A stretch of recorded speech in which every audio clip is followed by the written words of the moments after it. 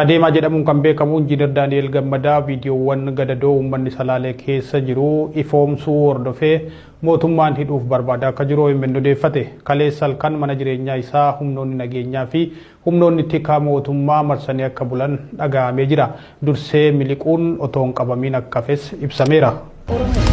Wanta ko gizee goonu sa'a laallannume ifaan ilinatti dhaamee jira.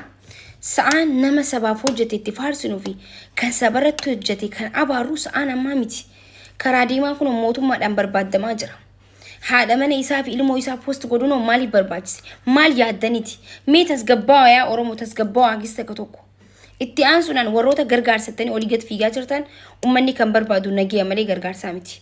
Karaan itti gargaartus hin jiru, karaan konkolaataan itti seenulleen hin jiru, uummanni immoo kan gaafataa jiru nageenya fuula haadha teenyaa imimmaan karaa shaniin irraa yaa'u gizee ilaaltu fuula daakuu fi zayitii gaafatu si fakkaata fuula nageenya gaafatu malee qabeenya isaanii biraa alaa fi manni isaanii dhiiga ta'aa jira.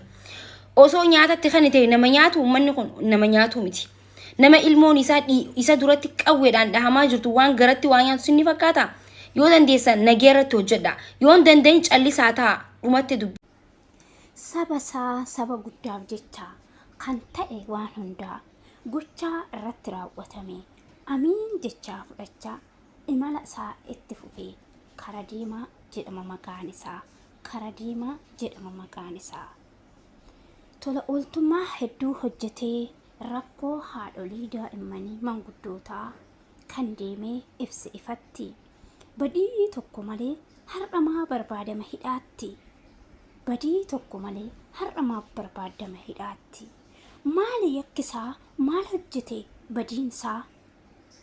Haadholii boossirraa imimmaan qarage hojiinsaa. Kan akkanaa kan hin jiraanne kan akkanaa kan hin jiraanne kan akkamtu jiraata dachee tana irraa. Haacaaluu lammaffaa jedhamu walitti waamama hundumtuu kan hanga kanaa hin geenye hojiin isaa. Dhugaa isa kana Haacaaluu lammaffaan kan moggaafamu maqaan isaa. Haacaaluu lammaffaa kan ta'u hojiin isaa. Kan ajaa'ibee hidhamuu barbaadamuun isaa iddoon jireenya isaa marfamuun humna waraanatiin. Yakka maal hojjetee kuni hundi dararaan bara akkam keessa jirraa bara hammaate waan gaarii kan hojjete akka yakkaatti kan fudhatamu. Abeet yaa bara kanaa. Abeet yaa bara kanaa.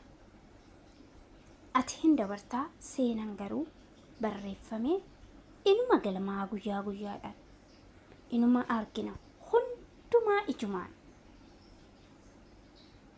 Maaltu ta'a kana booda jarraa isa dhumaa? Yeroo sabni saba isaa qalu, yeroo Oromoon Oromoo qalu, yeroo minishaadha jedhee mana haraqee taa'ee haraqeedhaan machaa'ee daa'ima miskiina ajjeesu. Bara maal keessa jirraa? Aangorra jiru kan aangorra jiru maalummaan isaa kan hin beekamne. Dhume sabni koo inni miskiinni osoo hin nyaatin bulu. Waan baay'ee nama gaddisiisu gochaan bara kanaa kamileen kan dhiisaa hin dhumu hundisaa. Callisuuf nama hin callisiisu. Odeessuuf odeessanii hin dhumu hunduu waan gurra nama qabachiisu. Abeet uumaa situ beeka kan kana fidde hundumaa. Abeet uumaa situ beeka kan kana fidde hundumaa. Mootummaarraa hin jiru furmaan namni walii galee hin uumu nageenya. Maaltu ta'a kana booda biyya keenya keessa? Kan kana caalu hin jiru hundumtuu kan arginu kan nama ajaa'ibu qofa. Maal taate simboo koo fuulli keessoo gadda? Maal nagaa miti moo maaliif yaadaan badda? Otoo Salaaleen koo qe'ee isaatti cabuu, otoo ajjeefamee waa birmannaa dhabu, otoo afaan qawwee saba koorra labuu nagaa nan gaafatin ani nagaa hin qabu. Otoo imimmaan armee ijarra lola'u, otoo diinni lammii lafarra lola'u, nageenyi isaa dhufa karaa kooyyuu labu. Nagaa nan gaafatin ani nagaa hin qabu. Otoo haadhoon kiyya akka horii qalamuu, ani nagaa hin qabu nan gaafatin lamu. Eeyyee dhugaa jette eenyuun nagaa qaba. Cabni saba kiyyaa anaafisoo caba. Utuun armee arguu imimmaan shee cobu. Utuun ijaan arguu dhiigalmaan shee cobu. Anis nagaan qabu dhugaadha sin sobu. Maal taatan Oromoo maal taatan yaa saba? Uummanni Salaalee isiniin alatti saba biraa qaba, fira biraa qaba. Ka'aa wal kakaasaa wal wajjin haa kaanu.